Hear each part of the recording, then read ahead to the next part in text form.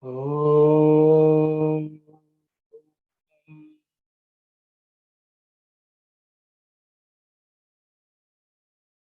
Om. Om.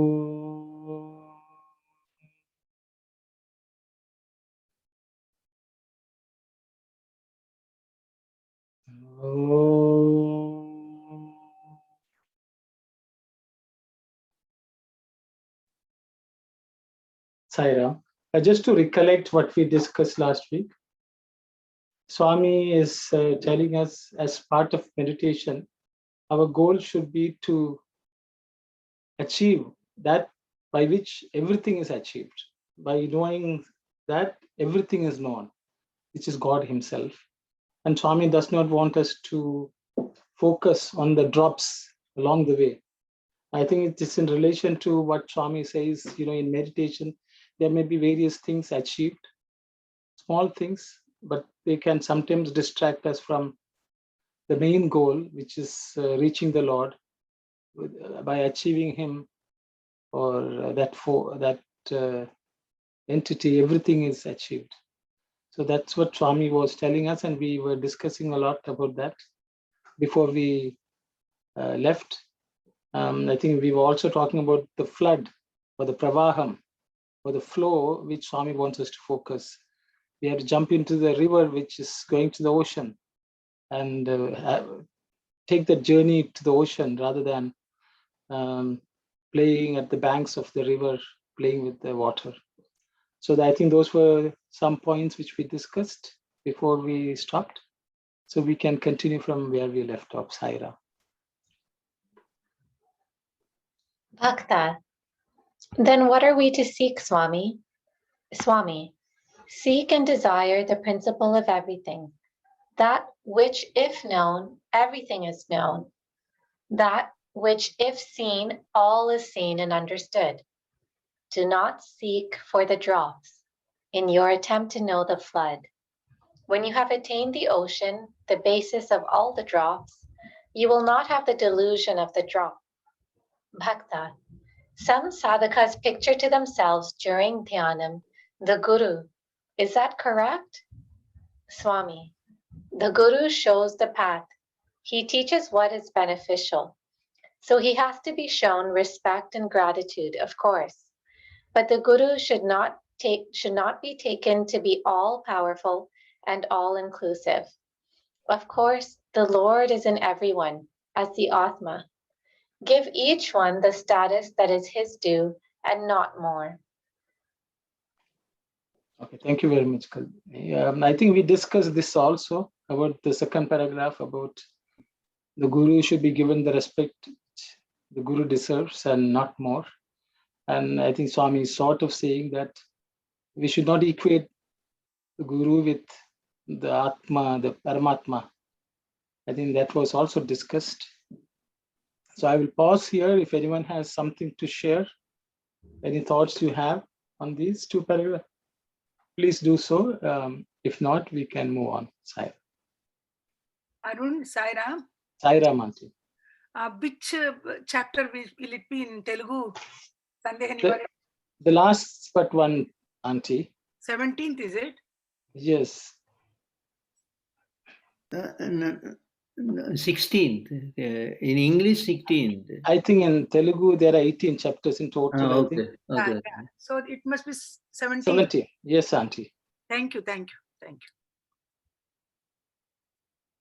Are you using the paper book or you want the page number, Auntie? In the PDF. PDF. Page number, can you tell me?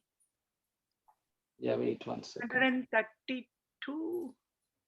No, it's further. It must be around 300, Auntie. In PDF, I think it is different. Book. It's 300. Okay, I will search it. I will search it out. Don't worry. Okay. That is 17th chapter, no? Yes, 17th chapter. I'll search it for it. Almost 3/4 of the chapter.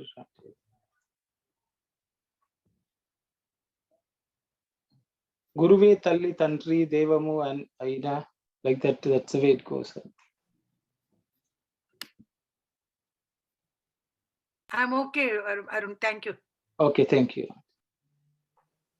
Anyone else has something to say?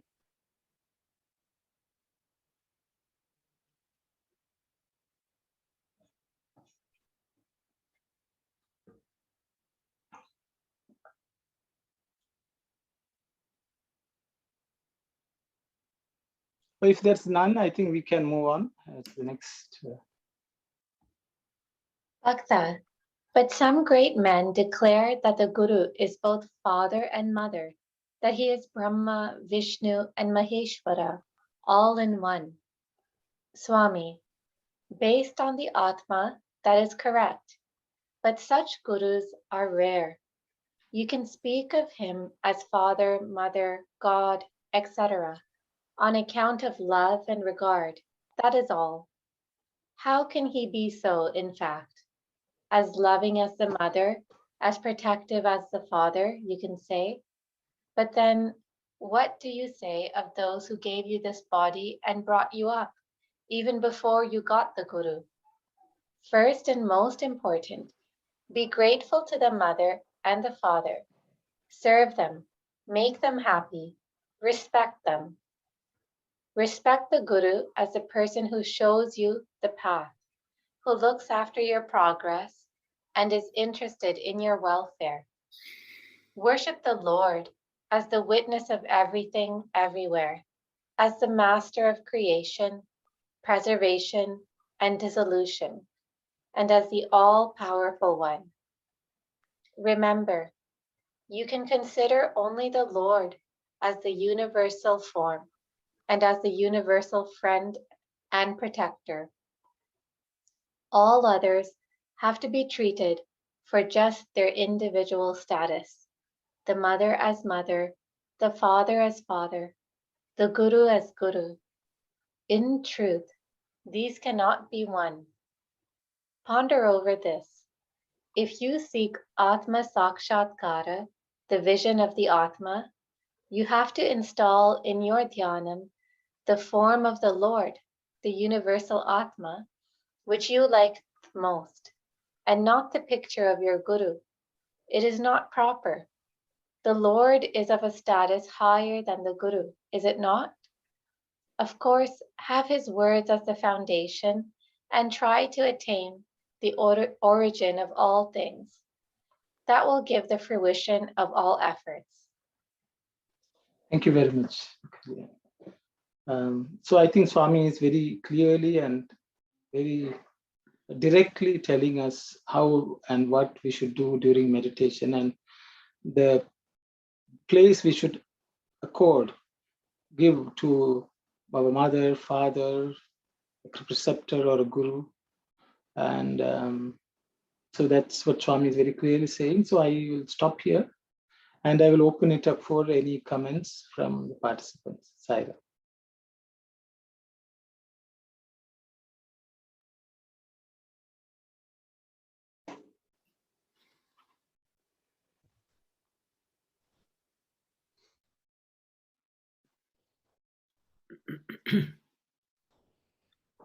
Jairam brother, we discussed this one also. This one, brother? Yeah, I remember. No, I don't think so. We had not. This. No, we didn't. We may have read something similar in Dhyana Vahini, but in Sandeha Nivarini, this is it has not been discussed. Overlapping. Swami has used the word Atma Sakshatkara, but we did not discuss this here in Sandeha Nivarini.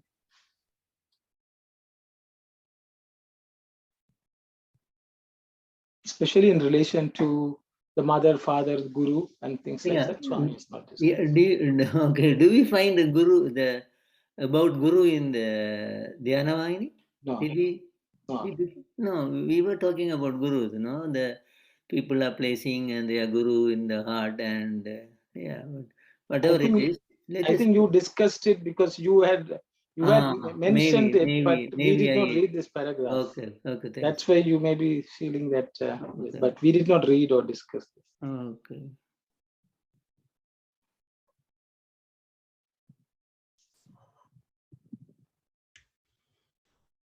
So I maybe no one's speaking, so maybe I will say something. See, I think one of the things which, at least in the organization, which I personally find this, especially in the West, a Swami is not given even the recognition as divine or God in the public discourse, even in centers. If you take any website of centers, they will say he's a spiritual teacher, he's an educator, he's the chancellor of a university. These are the words which are used. So what happens is the people who, even the children who go through the process, lose out that opportunity of seeing Swami as God, as an incarnation of the Paramatma. And so, which is an essential, I think, as a child, I remember growing up, knowing that Swami is divine. For Swami, for us, it was God.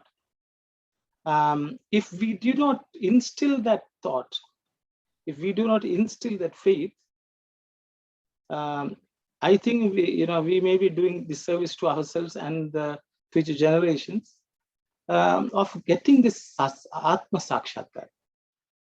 Because they will not know the difference between another guru or Swami. I'm not saying we cannot talk about other gurus, whether they are divine or not. I think that's immaterial. But if we are to go in this path, if we do not instill that faith in each of us, that he is God, he is Paramatma, then this goal of this meditation will be lost. Because the level of reverence, the level of love which people may have to cultivate may be lost. Because even there are even talks of, we don't need to, we have to go beyond the form and things like that also. So those are taking away this importance of this meditation. As Swami said, you have to install in your dhyanam the form of the Lord. So it's my personal view. I don't know whether others agree or not, but I thought, I found that a very important thing, because many, I think there are even youngsters who grow up here, sometimes feel we don't need to pray. Let's go do some seva and that's done. A type of attitude sometimes can come in. So I think it is essential to give Swami the place. Many people say Swami is my guru, friend, and all that, which is okay. But the thing is, we may get confused with the terminology. And as you can see, Swami has very clearly talked about this. But of course, Swami doesn't say, don't only treat my form as divine. Swami will say, you take a form in which you have total faith as God, and then practice that. So I thought those are some thoughts which I thought I will share. So Sairam. Sairam. So there is a tendency in the current world that there are so many gurus. There are so many gurus, and there are a set of disciples under them. So it looks like, as even Bhagawan is saying, that they worship their regular guru in the altar of their heart and do meditation. Bhagavan is categorically denying that this will not help us because those gurus are human beings, may have studied a lot and may have practiced also, but they have their own limitation and they are not omnipotent, omniscient, omnipresent. So when we meditate of a person like that person, then we are demeaning ourselves and we are not growing. We cannot expand ourselves to the right level. So only God has to be installed in the heart. Here, the God doesn't mean that formless God. Definitely, we have to have form. It could be a Purna avatar. So it could be Rama, Krishna, or Shirdi, or Sai, Sathya Sai.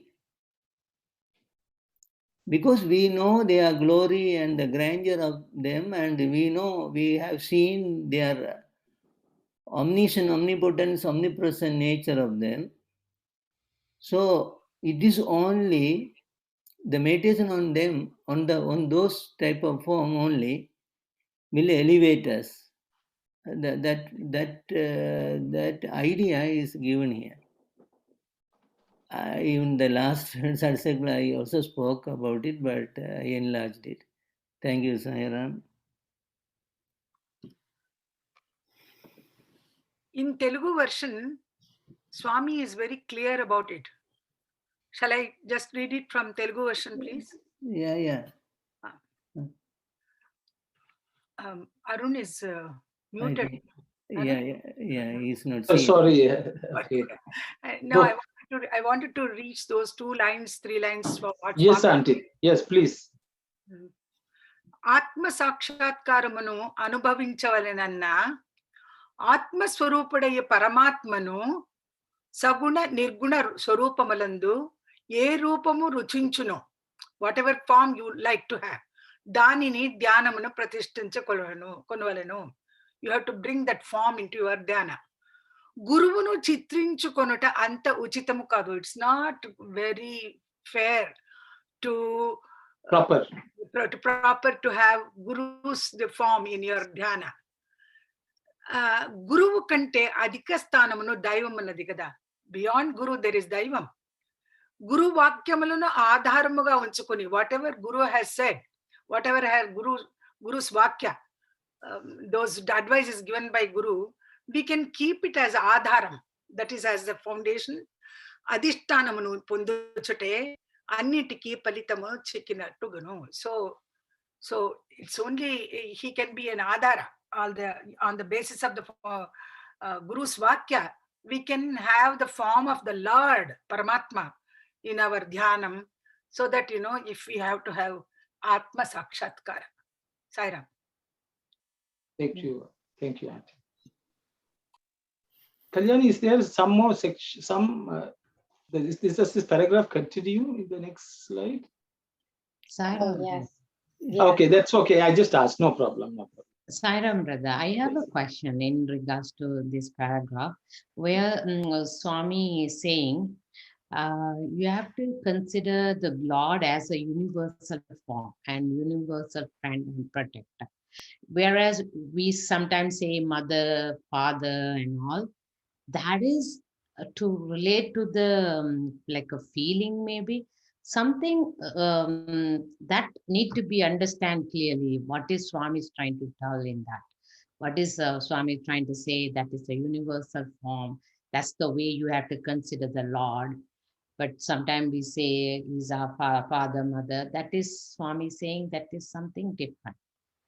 But our way of thinking of Lord is something universal form. What is he meant by that?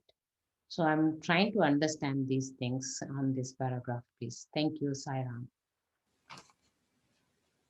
Okay, thank you very much, sister. Good question. What is the universal form? I think maybe I should ask Auntie to read a little earlier. But Swami is telling, the person who is responsible, the force which is responsible for creation, maintenance, and dissolution.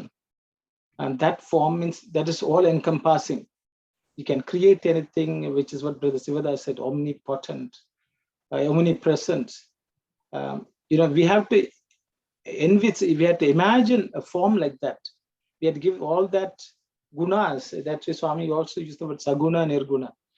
All those qualities we can superimpose on that form. And such a form of divinity we need to meditate on. So then the level of devotion or the quality of devotion will be much different than remembering someone with love, a human personality, who may not be, who may not have the similar characteristics. That's my understanding, sister, but I will open it up for others to share their thoughts as well, Sai. Yeah, brother. So if you look at our Swami, he is a divine father, he is a divine mother, he is the creator. So when we learn about him, or when we ask the experience from other people, or when we get our own experience, we get love. The love is the important for the dhyana. So if we think he is a Sadguru, and also we mentioned many times, he is the only one can give us the self-realization. Because in meditation, you need the grace and his blessing. So only he is the only one can give us the power to change our mind, change our character, to walk on the right path. So he's the creator, he's the preserver, he's the destroyer. And he knows everything. There's no limit for him. So when we have that kind of love, when we do the meditation, we can achieve the goal. Not only that, we have the fear for sin, and we have the God love. So we will walk on the right path when we select the right Guru. Thank you, Sai Ram. Thank you very much, brothers. Thank you. Sai Ram, I have two questions only. As Brother Arnold said, why in the Western, the Sai organization, websites in the West or whatever, why Swami, if India is not, that's not the case, but why Swami is not mentioned as the Lord or God, and instead teacher, whatever. What could be the reason? Since Arno mentioned, I'm just asking that question to understand or to have more insight into that. And another question, whenever I have read, whenever students ask Swami, how should they regard him as the best way to regard him as a father, mother, or guru, or God, or whatever. Swami, I have read a couple of times, Swami always said, regard me as guru. He never said, regard me as God or whatever. So these two questions, if anyone can throw some light on it, it'll be useful. Thank you. Thank you very much, brother. Thank you. I will open it up for comments. I think everyone is part of the organization. I'm sure there's some insight. I will open it up for the participants to share your thoughts. Sai Ram, I'm not sure which one of the latest Sathya Sai speaks, whether it is 5th or 6th or 7th volume. I remember reading, Swami said, if you worship me, it'll reach all other gods, whether Rama, Krishna, Muruga, Pullayar.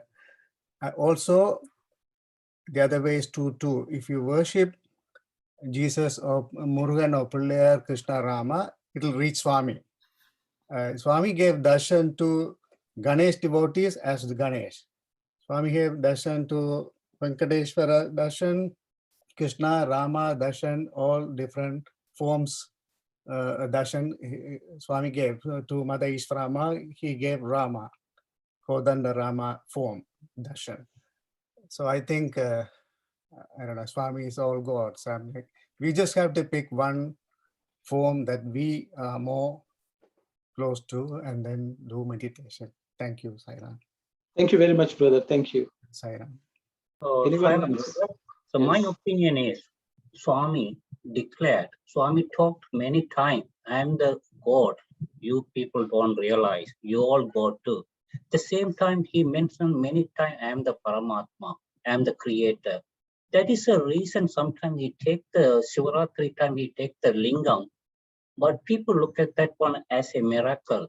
It's not miracle. He's showing that I'm the creator. I'm the Lord Shiva. So what? The organization, the people who were managing the organization, they don't have proper understanding, proper knowledge. They try to attract the other people don't have any knowledge. So don't attract those people. If we know Swami, whatever he taught, follow the teaching, follow their rules, follow the principle, understand the Atma, then we are okay. So none of them, so only reason is the people misleading that one. Thank you, Sairam. Thank you very much, brother. Anyone else has something to say? Sairam, Swami says that you are God, I am to God. But I know that I am God. You don't know that you are God. That way, Swami says that he's proved that he's God, and also that when Pittapada Amma was writing the book, she was writing that in the book that Aditya Sarupaya, they mentioned that Swami, that she mentioned that all forms are yours, but Swami has corrected that I am above all forms of the God. And also that Vedanarayana, his father's experience, he was talking. At the time was that Ramakrishna Paramahansa's time, he was saying that about Swami, that he's changed and he was doing miracles. That for that Swami answered that I am not the saint or sage. I am that the form of Krishna and Rama, and now I am come to that Sai Baba, he said himself. And that's the proofs. And also that Swami, the Pushti's father went to see the Swami one time. He saw that Swami was that Abhyagasta for the people. That time he saw that his both hands, all the forms of gods coming out from his hands. This way we can find that Swami is the God himself. And also that the Swami says that only God can give that liberation, that not the father or mother, the gurus. The only guru God can give the liberation. We can catch hold of Swami all the time. We can get the liberation. That's my opinion. Thank you, Saira. Thank you very much, brother. Thank you. Any other thoughts, please? Sairam, brother. So my understanding with the universal form is omnipotent, omniscient, that kind of form, and what brother Rajagopal saying that all the forms Swami is showing, so that kind of power is all form. That is the universal form. That's the attribute we are talking about with the universal form here. And I wanted to understand the characteristic that was Swami referring as a universal friend also. Trying to discuss about that. It would be great for understanding how we have to visualize the Lord. Thank you. Okay, thank you very much, sister. I think Brother Vimalesan asked two questions. Maybe I will address them and then we can discuss what you have asked. I think the reason, ultimately everything boils down to conviction. Swami, I remember in the 1997 discourse to the World Youth Conference discourse, Swami is talking about it. So what Swami says is, sometimes we apply vibhuti and when we go out, we just rub it because we don't want others to see. He says people are coming to Puttaparthi. If somebody asks, they will say we are going to Bangalore. They don't want to say that they are going to go and see Swami. So he says what it shows is your level of conviction in the divinity of the Lord. Your level of conviction that what you believe in. So what happens, I think, when our conviction is not that strong. See, if we know that this is God, we will, without any fear, we will go and tell. If we look at the disciples of Jesus, they were all tortured and they died because they said Jesus is Christ. Jesus Christ is the Son of God. They were not afraid. It was pure conviction. Even they were brutally tortured by many people. But Swami has talked about it. He says it's all about conviction. So when the conviction is not as strong, we will dial down on what we want, because we don't want the others' opinions are much greater than what we believe in. And Swami will also say, if you believe it, then your thought, word, and deed should be the same. If that is what your thought is, your word also should reflect the same thing. Your deed also should be the same. But then there are reasons, maybe public will think we are a cult. Public will think that, we are misguided, because we don't have faith in Swami himself, who will save us if at all, something would happen. I think that's my personal belief is, it's all a lack of conviction.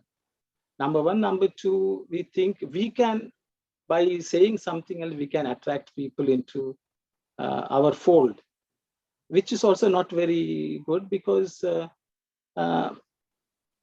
we don't have the power to attract anyone in this world. If at all anyone, it is Swami. So those are my two thoughts. And then you asked about the Guru. In every Guru Purnima, Swami will talk. You all talk about many gurus, but the real Guru is only God. But that Guru is, you cannot equate with the gurus of the world. Swami lists a number of types of gurus, brother. Veda Guru, Bodha Guru, like that. But Swami said the real Sadguru is only God, only who has the ability to grant what you really want. Because he's the one who can give you the Atma Sakshatkar. Others don't have it in them. They can only take you somewhere. But the Lord is the one. So my understanding is that Sadguru is God. So when, I think the point Swami was telling is, when you have God, then treat him as father, mother, guru, everything has that God. You don't need a human agency for any of these functions, ultimately, is what my understanding is. So I will stop there. And I will open up any comments on this topic, as well as what Sister Aruna has asked, about the universal friend and universal form. She asked a question. So I will open it up for others to share your thoughts. Sairam, Brother Aruna's answer, that helps to understand, yeah. But at the same time, as Brother Aruna said, that but I think in anywhere, that also I'm not sure. I never have been a guru, Bal Vikas Guru, SSC Guru. But for the SSC students, if they take Swami as an avatar God, then as Brother Arno said, they will have the opportunity to meditate on him, on his form and name as God, and then based on that, their experience will happen. But if that is not, that opportunity is not given, that is missing, that will be missed. But those answers for both questions helps better understanding. Thank you, Sairam.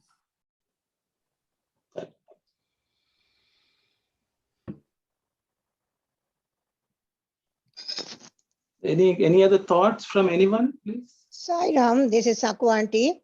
Sairam. Here Baba says, you are asked to treat the pebbles as gem and the gem as a pebble through compulsion. This can happen, right? Because now I'll be treating somebody as a guru.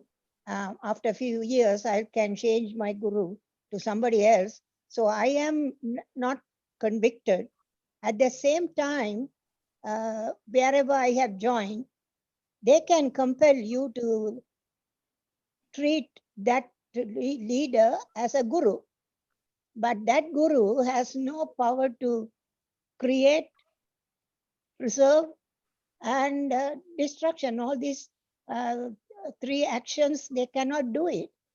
So this is what Baba says, that we have to be very careful that we don't get under compulsion what is right. You have to think right and wrong and then move around. Thank you. This is my idea. Thank you very much, Andy. I think we'll ask Sister Kalyani to read the next slide because you have already quoted from there. And it's just, yes, please. Yeah. Swami, you are asked to treat the pebble as a gem, the gem as a pebble. Of course, through compulsion and bound by order, people may obey and accept, but can that feeling be genuine? It is no sign of dhyanam to have one idea outside and another inside. Unless this conflict is resolved and there is the same idea outside as well as inside, there will not be any stability in dhyanam, nor will there be any success. Bhakta, very good, Swami. Without knowing matters fully, many a sadhaka is wasting years in what he calls dhyanam. They observe no law or limit. For all such, your advice shows the reality. It will establish them in the eternal. Today I am indeed blessed, Swami.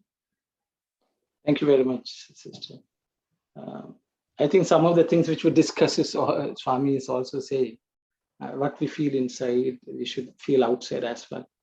I will open it up for participants to share any thoughts. I don't know whether Sister Aruna's question, she's satisfied with the answers, but anyone can comment on these two paragraphs or what Sister Aruna was asking.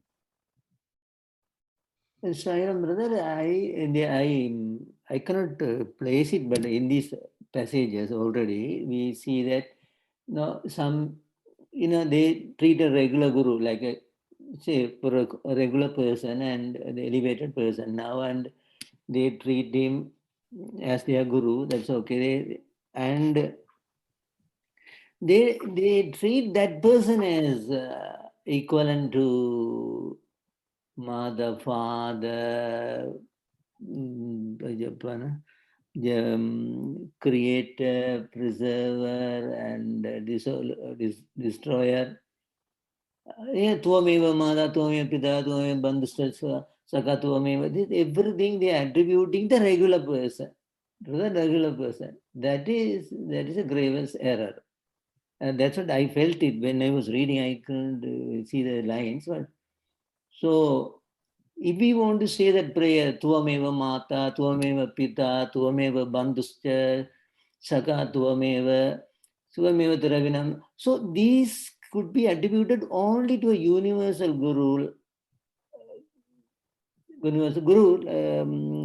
avatars.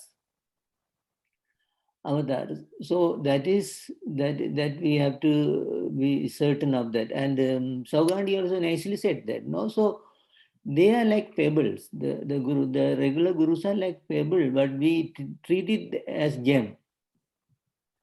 And the gem we are treating as pebble. That's what the brother Arno said. No, they undervalue and put it in the website. He's the founder of Human Values and philanthropist. He bought a project, that project, this project, and so the gem is treated as pebble in those lines when they say it. So that is one part. Another part, the universal Atma, universal friend is God, who is the everything comprised of, and everywhere and all powerful. That's what omnipresent and omnipotent and omniscient, Sarvagnan, Sarvyapi, potent. What's that, brother? Sarvagnan, omniscient, Sarvyapi, omnipresent, and what's the third one? Omnipotent. Omnipotent, all powerful. Sarva Shakti Maya or something like that. Yeah.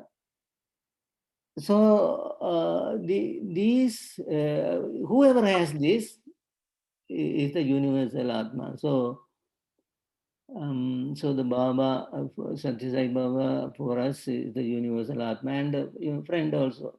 Friend, that is that part. Sairam, Saira, thank you, Saira. I don't. Sairam aunty. Yeah. Actually, that Tvameva Mata cha Pita Tvameva, Tvameva Bandhuscha Saka Tvameva, Tvameva Devam Dravinam Tvameva, Tvameva Sarvam Mama Deva Deva, the last line. So it is actually a prayer not to any guru. It is the prayer to Lord, Paramatma. So he can be treated as a mother, he can be a father. The relationship, whatever you want to have with that Supreme Lord, you can have. You can call him mother, you can call him father, you can call him guru. And that is the how we relate ourselves to the Lord. It all depends on our own way of relating to him. And Sarva Sambandhi is also there, Sakha. Sakha is a friend. Aruna's question, I think, why he is called Sarva Sakha, yeah. Sarva the previous paragraph. Swarupi Sarva Sambandhi. So he can be a friend to all. He's all powerful. He can come to us in any form which we want to have. I think that's my understanding. Saira. Thank you. Sairam, Brother Sivadas and Mani Auntie. Very nice. Very nice. Thank you, Sairam. Sairam. I think there's a question by Sister Kamini on the chat box. Isn't it whatever form closer to your heart comes in our thoughts and prayers? Is a question which she has asked. I think it's she feels whatever the form which is closer to us, that's the one which will come in our thoughts and prayers. Yes, my sister, I think Swami has, from the previous paragraph, Swami has said any form of the Paramatman you envisage, that's fine. Swami is not saying that we have to only have the form of Swami, but whatever form which we are meditating upon, it should be of God, who has all the attributes of the universal nature, to whom every prayer is goes. Yeah, thank you. Thank you, Sairam. As Brother Surya Umar explained it very nicely. So Bhagawan takes any form. He darshan to any form the devotee likes, and some in several places they thought they say very nicely, very great Pandit in the presence of Narendranath Reddy, maybe Narendranath Reddy's father, I don't know, but I remember Kasturi's acquaintance, a friend. And 2-3 places, they prostrated before Bhagavan saying that, oh, you are Brahma, Vishnu, Maheshwaraha. So the Baba said, no. They are my servants. They are working for me. I am neither Brahma nor Vishnu nor Maheshwara. Dr. Bhakia was telling that. Huh? Dr. Bhakia was telling that. Professor Bhakia Was telling, but it happened to several people. One of Kasuri's friend did the same thing. Baba explained it, and another Narendranath Reddy's father, I remember. So and there are so many places about they are my managers, and Bhavan said, why he's saying, how did he dare to say this one? So he felt it, he knew it, he said it. So whether we pray to Muruga or Ganesha, everything is he. And also Swami Vivekananda said, we are bound to worship God incarnate. He categorically said, we are bound to worship God incarnations, because they were human beings. They are human beings. At the same time, they elevate ourselves. They show us. If Baba was not born, can we picture even Lord Muruga, the status of Lord Muruga. Can we understand him? No. So this incarnation takes place to show humanity. The divinity is such a powerful, it is not just So that is the reason Swami Vivekananda said it is always we are bound to worship God incarnations because they can elevate us easily. Okay, but whatever the form and the name that pleases us, as brother said, provided we take it in the universal level, that is perfect. No, thank you, Saira. Even for Lord Muruga came in the form, appeared for Arunahirnadar and gave the mantra, and he sang a lot. For Manikavasar, he appeared as Lord Shiva, and he was singing. There's nothing in the Tamil literature equivalent to Truvasam. So that is one. For Avyar, Lord Ganavati appeared, and Avyar Ahaval is sung every corner in the world, Tamil-speaking world.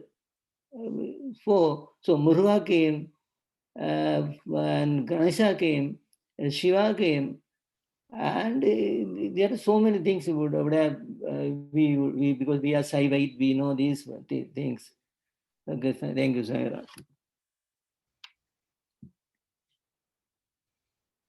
Okay, thank you. If there are no other comments, I think maybe we can move on. Mr. Kalyani. Arun. Yes, sir. Yes, Auntie. This is in Telugu. We discussed this about Rai Kani Ratname Gani.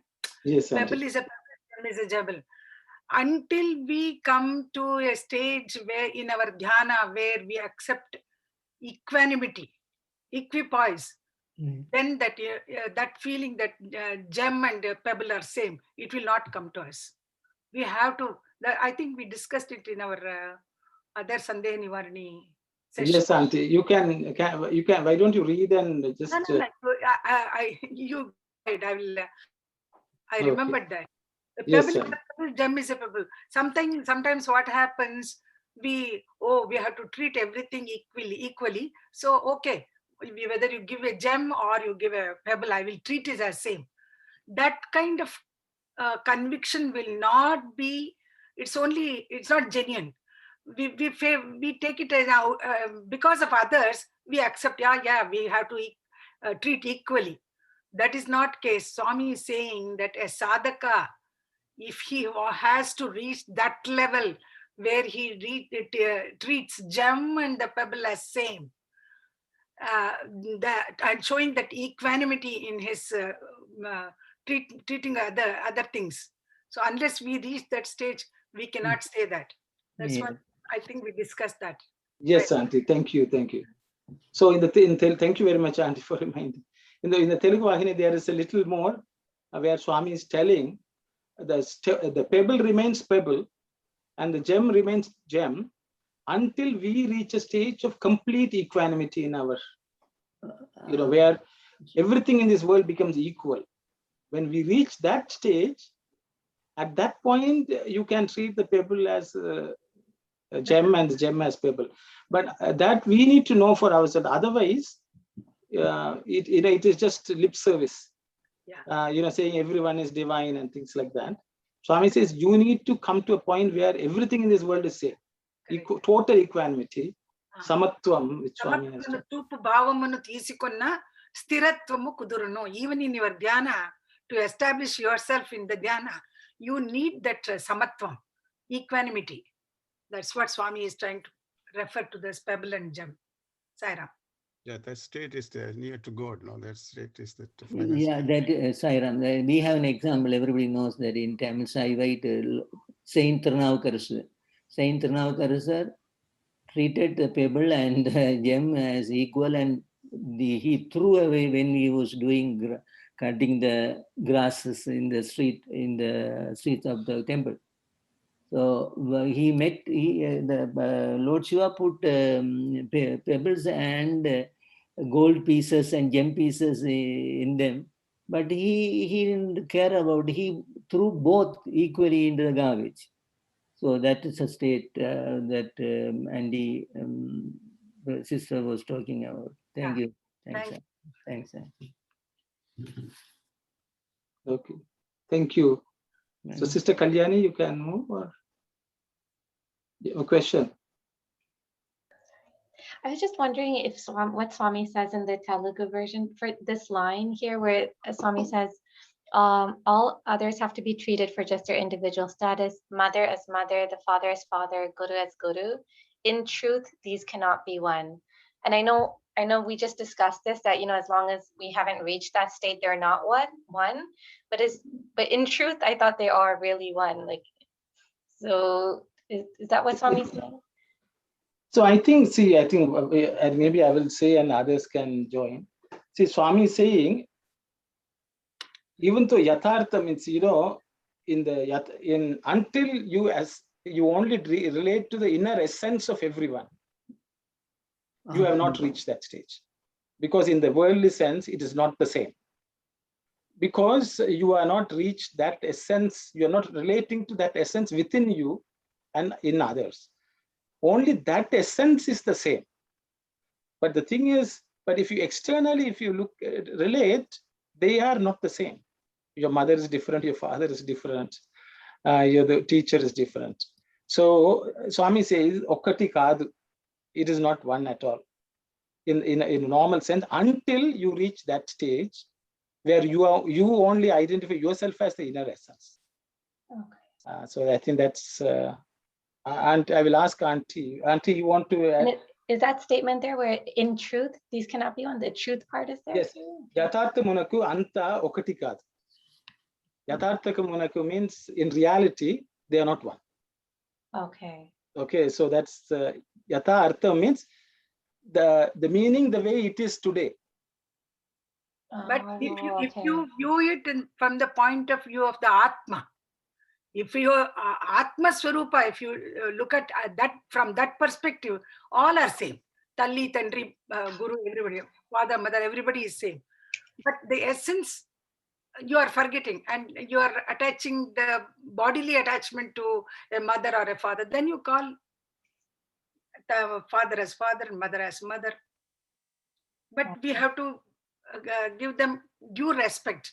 That's what Swami is saying. Yeah, so Auntie, she's specifically asking the translation of there's something, in truth, these cannot be one. Yathartha, so in truth, yatharthamu. Yatharthamu. In reality. In reality. Take it as in reality. See, yatha arthamu means, yatha means the way, okay, the way it is today, and the way you understand the meaning of it, it is not one. Okay, yeah. See, if you think mother is different, father is different, guru is different, then they are different. Yeah. See, as soon as you say mother is there, father is there, guru is there, you're only looking at the external function of those people.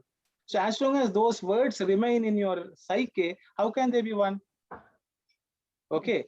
So the inside Atman, all of them is one. So you can't say my mother and father are one. It is not possible. Because when you say mother and father, you are only looking at the external. Right. So how can it be one? It cannot be one. Okay, so that is what Swami is telling. Yeah. But he's not telling the essence is not one, he is not telling. Okay, I think that's what we can't say. That's why Swami will say, I am you. If you say Swami says there is still duality. I am God. If you use the word I am God, he said there are two people, then how can it be? It is not Advaita. It signifies the essence, that's all. But you are still in the state of duality. Okay, which is what Swami is saying. I hope it's so clear. Yes, no, that clarifies it a lot. Thank you. Yes. That's why Swami in the last page is saying, if you reach that stage, then everything is the same. Because at that stage, both don't matter at all. So then you are come Mata Nasti, Pita Nasti, Nasti Bandhu, so everything is doesn't exist. Only God exists.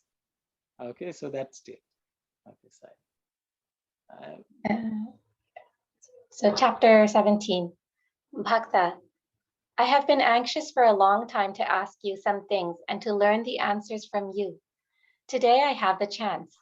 This manas and its principle are unknown categories. Their meanings do not get fixed and clear without actual experience. But Swami, this delusion of samsara, it overpowers us, thick and strong, like the darkness of clouds in the rainy season. What is this mighty force that drags us along? This is what has been bothering me. I feel persons like me should understand these things clearly in the very beginning. Will you enlighten me?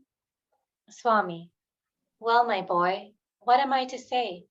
You are suffering from fright, imagining a tree stump seen in the park to be a man. That is, you are mistaking the non-dual, the full, the Advaita, the Purna, which is Brahman, as a separate, incomplete jiva, and suffering from that error. That delusion is the cause of all your sufferings. So thank you very much, sister. I think the Swami is again answering that question which you asked, I guess. We are saying that we are separate, and as long as we think we are separate, the jiva is separate, and we are confusing that with the Brahman. So I will stop here. I will ask participants to share any thoughts you have on this two paragraphs.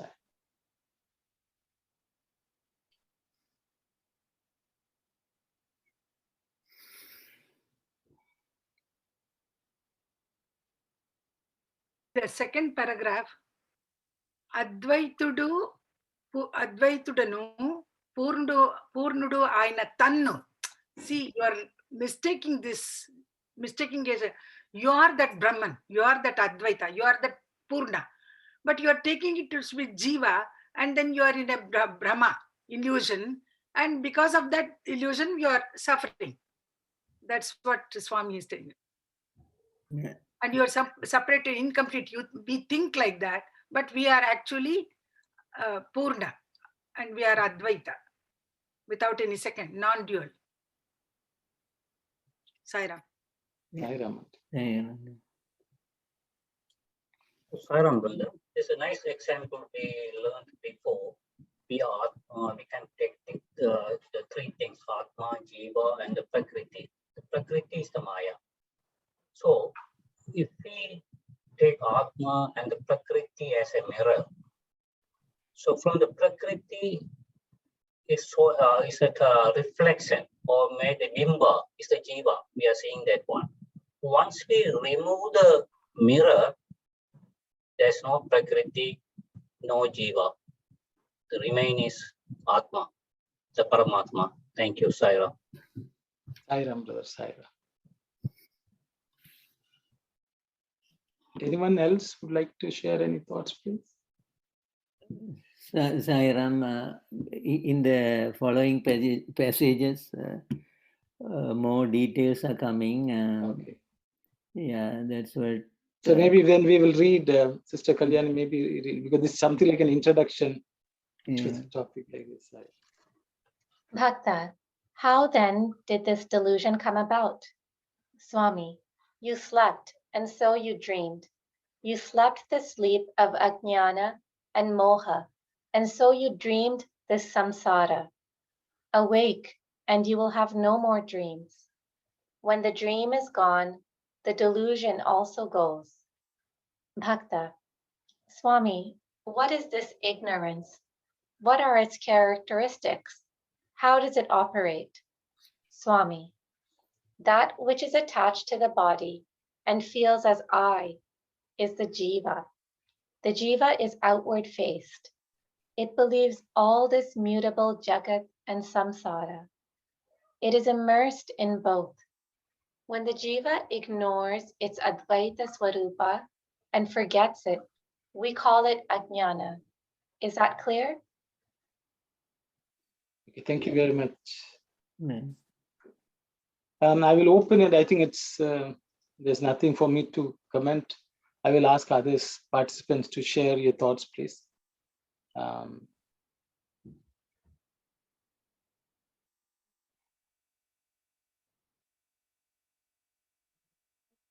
Sairam, Bhagavan is talking completely in this chapter about Advaitic principle, which is the true. But the Dvaita, Visiddha Advaita, Advaita, the three philosophies, they are just philosophy sake. But Bhagavan is telling the truth, which is this, that is one. So, Ekoham Bhaushyam, we started from there. And so, Bhagavan is saying again and again that the whole universe is one, and there's only one Atma, and that only Brahman. Only the issue is that we are dreaming. We are dreaming because due to ignorance brought us sleep, and in that sleep we are dreaming.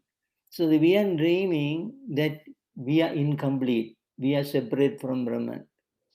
So this Bhagavan to the students in private interviews said very emphatically that this unless you understand that you are also God and same as me, there's no liberation for you. Bhagavan said in the interview. So that power, do we have the power that Bhagavan has? We don't have the power because we are dreaming. We think that we are incomplete, and we think we are jiva. We identify ourselves with the body, gross or subtle or causal bodies, and this ignorance is the cause for this suffering. So there are the famous example for the Advaitic people say this, seeing the person or ghost or thief. There's several ways. Seeing the thief in the tree stump. In the park, one says, say when there's darkness, some sort of darkness, now twilight, then we see the tree stump, but we think it is a person is there or a thief is there, and we get scared. And likewise, we see a piece of rope and we see it's a snake. And there's another example. Bhagavan is saying that also in this paragraph about seeing the silver in the mother of pearl. But it is a pearl, but we see only silver, the white light coming, we take it as silver. So these are the confusion we have due to the absence of knowledge.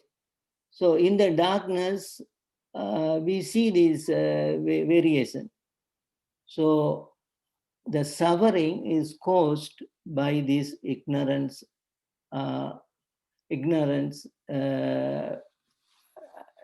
So he is explaining about in other pages what is ignorance. So and I think I will stop it because others can contribute and see later. Thank you, Sarah. Thank you very much. Sairam. No, I just would like to say this regarding this. Swami is telling, teaching. He has been through beginning and till end of his avatarhood, has been teaching pure Advaita, the ultimate truth. But it's that's why in the radio side, the Preman was telling that Advaita philosophy is beyond time and space. So it's difficult to understand when we are caught in time and space. But other philosophies like Advaita, we start with Saiva Siddhanta, all them the jiva has no, it's a real entity as it's that's how the philosophy. So in the mundane level, it's easier to understand that philosophy, but the Mahavakyas of the Vedas, Aham Brahmasmi, that all those 4 Mahavakyas and minimum, they say the ultimate truth can be only one, and that is God. So ultimate, the Satyam can be only one, and that is God. So this philosophy, so when, that's why I have said before also, Anil Kumar once asked Swami, these there are different philosophies, Dvaita, Ishtadvaita, Advaita, so which is right, which is better? And Swami says they are all good, but they are different stages. And the ultimate truth is Advaita, because Satyam can be only one, only on the ultimate existence. Trigala Satyam can be only God. So this philosophy only based on that Satyam. So that's why Swami always teaches us. And so I just wanted to point out that side. Thank you very much, brother. Auntie, you were about to say something. First of all, we have to understand the term ignorance. What is this ignorance? What are we ignorant of? Correct state. That is the question. Ignorance is that we have forgotten we are that ultimate reality. We are that Paramatman. We have forgotten about the true nature of ours. And we are identifying ourselves with this body complex, body-mind complex. So we become Jiva. And Jiva, the Paramatma has taken that uniform of this body, and then he calls himself Jiva, and then he suffers and he enjoys, he feels sorrow, he feels very happy, all these Jagat, all this samsara, he's involved in it, and he feels as if he is suffering. But actually, we are sleeping then. We are actually, Swami, you slept, and so you dreamed. Yeah. We slept, we totally forgot. We were in deep sleep, Sushupti stage, where we have forgotten everything about our true nature. So when we realize that we are that Atman, then liberation is possible. I think the first ignorance of what is the most important question, ignorance of the real nature of our existence. Sorry. Yeah, thank you. Very nice, Auntie. So Sairam brother, I'd like to touch for whatever the auntie said. There's a very important point, the ignorance. So what is the permanent? Sat Sit Anand. So we are Sat Sit Anand. The Prakriti was created for you to do the karma and achieve the God. What we are, because of the ignorance, we are attracted to the Prakriti. We are seeing that is permanent. We forget the real permanent. So because of we are thinking the Prakriti is the permanent, we are getting to the all kind of problems. So we have to understand the real thing, what is real, because other things, whatever we are seeing, everything subject to change. Anything subject to change, it has to go one day. So trust on the, believe on the truth. Thank you, Sairam. Thank you very much. Any other thoughts? If not, maybe we will go advance to the next slide, maybe. Sometime. Just a quick one, brother Sairam. Yes. One of the Swami's bhajans, Swami, if you can please give us the quick meaning of that. Satyam Jnanam Anandam Brahma. Swami all the time sings that. I think it has all related, like Satyam, realizing the God within. That's the truth. Or if I can put it this way, Swami said the main purpose of me taking Avadar days for you to realize the inherent divinity within, and not just Swami, God is within you, but in every one of us. So that's Advaita. Me and God are same. I am God. I am God. Who am I? I am God. Swami always says that. Who am I? I am God. Only thing I know, I am God, and you cannot realize it. That's why I'm here to make you realize the inherent divinity with. I'm just repeating. So what is that bhajan meaning? Satyam Jnanam Anandam Brahma. Please, thank you. Sai Ram. Thank you very much, brother. I think I will ask Auntie, you want to... Satyagnanam Anantam Brahma is a Mahavakya. It's also a Mahavakya, where attributes, actually you should not say attributes, somehow the indicators of that Sachidananda Swarupa. Satyam is existence. Jnanam is knowledge, Chaitanya, that is consciousness. Anantam, he is limitless, that is Brahma. Actually, Brahma being explained in this way, it's a Mahavakya from the Upanishad, I think, Taittiriya Upanishad. Taittiriya Upanishad. That Vakya, it's also a Mahavakya. So it describes what Brahman is. Actually, words cannot describe Brahman. He is beyond words, he is beyond our minds also. But just an indicator, you can say that they are indicating towards the real Brahman, what his characteristics may be. The existence, Chaitanya, and then Anandam. He is Anandam and he is Anantam. He is limitless. He is beyond limits. That's what is description given for Mahavakya. Sai Ram. Thank you. Thank you very much. Thank you, Sai Ram. So yeah, it's a Mahavakya, brother, and it's just like Satchitanandam, Asti Bhati Priyam.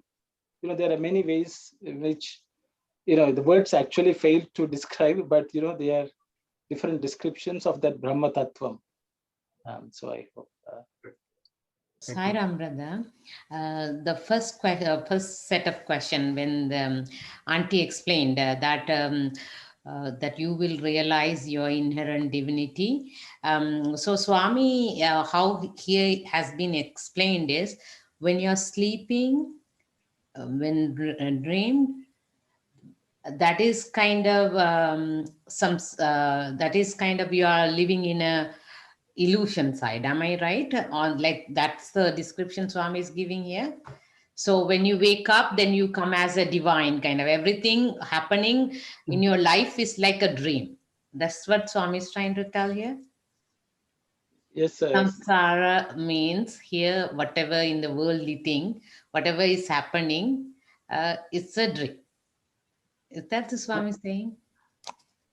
So because you asked the question, maybe I will just a small anecdote with Swami. So one Swami comes and he was talking to students and he asked, somebody asked Swami, I had a dream or something like that. And they wanted, sometimes people want Swami to give the significance of the dream. So Swami asked, why do you have dreams? So different people came up, somebody said maybe something which we ate that's creating some dreams. I said sometimes we get bad dreams because maybe we read something bad, or maybe we watched some horror movie or something like that. Somebody told some story. All sorts of things, people, some people said, we dream so that it will happen in the future. All sorts of things people were saying. So I said, wrong for everything. He said, you dream only because you are sleeping. If you're not sleeping, you will not dream. So the thing is, this world, why we suffer is because we are in sleeping, we are in a sleep mode, tamas, which is darkness. As Auntie nicely said, ajnanam. When you don't know who you are actually sleeping. So that is the ignorance. Swami used the word nidra, he has used the word Nidra. Ajnana mohamayina nidrache. Like that, that's the way Swami has said. So currently we are also dreaming stage, brother, then in that sense? We are also not awake. When you awaken into your original natural state, then you will realize we are still in sleep. According to Gaudapada, the guru of Shankaracharya's guru. So he says, you're all sleeping, awake, get up, this life, what we are now enjoying and then suffering, this also becomes a dream when you wake up to that reality. Sai Ram. Oh, thank you so much, Auntie. Again, Upanishads, again, I will say, actually, which was a very dear statement which Swami Vivekananda often repeated, Uttishta, Jagrata, Prapyavara, Nibodhita, like that, you see. Uttishta means wake up, get up. Jagrata, be aware, vigilant. and don't stop not until you reach the goal. Is a clarion call which Vivekananda always used. And in the Bhagavad Gita also it is said, the jnani is sleeping when others are awake, and when others are sleeping, the jnani is awake. So the jnani is sleeping as far as the world is concerned, but he is awake as far as Atman is concerned. So, but we are sleeping as far as Atman is concerned, we are awake as well as the world is concerned. So this is analogy is given. So I will again stop and ask others if they have something to add. Sairam brother, Swami is explaining nicely for the ignorance about the sleep. When you during the sleep time, when you dream something, your husband is giving a nice necklace, gold necklace. Once you woke up, then you realize there's no necklace, nothing, husband didn't give anything. So it's a fake, it's a delusion. Same thing Swami is thinking, even the daytime, even wake up time, if husband is give anything, that also is a delusion. That's what you had to think. Thank you, Sairam. Good example. Good example, brother. Thank you, brother. But brother, as long as you have see the difference between necklace and the person, that is yathartham. That is because one day husband also going to disappear, gold also going to disappear. It's all subject to decay. Thank you, Sairam. When you say that, and when somebody scolds you, gives you some bad words, then you should think that is also delusion. Sairam, I am sorry if I am deviated, but there is a nice example Ramana Maharshi said. One time I told you in the Satsang, the elephant was sleeping. So elephant sees a dream where a lion is jumping onto her. Suddenly the elephant, because of the fear, elephant got awake. Then realized that there is nothing. It is only the elephant understand that she was sleeping, and this happened. Likewise, even in this dream world, the guru is like a lion. He will come and we will get awakened. So the reason is because of the dream world. One day, Bhagawan, I told this also, in Narendranath said, so in a group interview, Baba was telling that everything is Maya. Everything is Maya. But somebody pointed out, so in that case, I mean, you too are Maya. No, I am not Maya. I am not Maya. So what happens is, even in this dream world, the Guru, the avatar comes and wakes up. So when he wakes up, and no more suffering. The question started, why we are suffering? We are suffering because we are dreaming. Due to the ignorance and moha, we are dreaming. So when the dream is disturbed, and through the grace of Guru, we will get awakened, and we will see that we are one with him. Thank you, Sairam. Thank you, Sairam. Thank you very much, brother. It's about time also up. Sorry. Yes, no problem. It's about 4:20, so we will close unless somebody has a question which they want to address. Otherwise, we will stop. If anyone has something to say or ask a question. If none, we can continue from where we left off next week. Okay, Sairam, everyone. We'll close with Samastalokan Shanti. Oh. Samastaloka Sukhino Bhavantu. Samastaloka Sukhino Bhavantu. Samastaloka sukhino bhavantu.